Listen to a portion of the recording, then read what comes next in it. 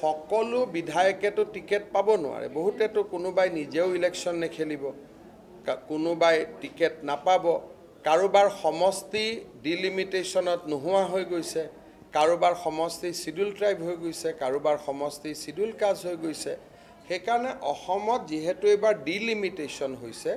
গতিকে এটা নতুন মুখ আহিবই লাগিব কাৰণ শিডিউল কাষ্টৰ সিট বাঢ়িছে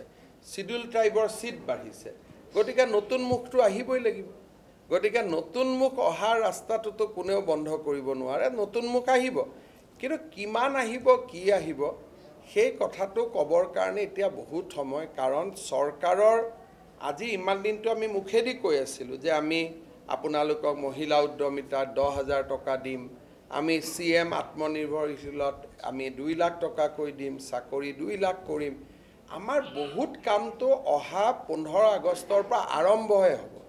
গতিকে কোন এতিয়া এই আঁচনিবোৰ যোৱাৰ পিছতহে এজন MLA আমি এসেস কৰিব পাৰিম যে MLA জনৰ পজিশন ভাল নে বেয়া আজি যদি এজন MLA 10% পজিশন বেয়াও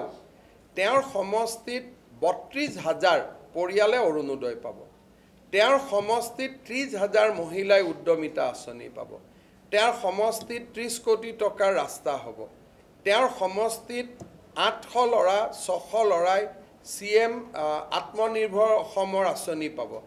এই আঁচনিবিলাক যদি ভালকৈ ৰূপায়ণ কৰে আজি যোন 10% তলত আছে তাৰো 50% হি ওপৰত আহি যাব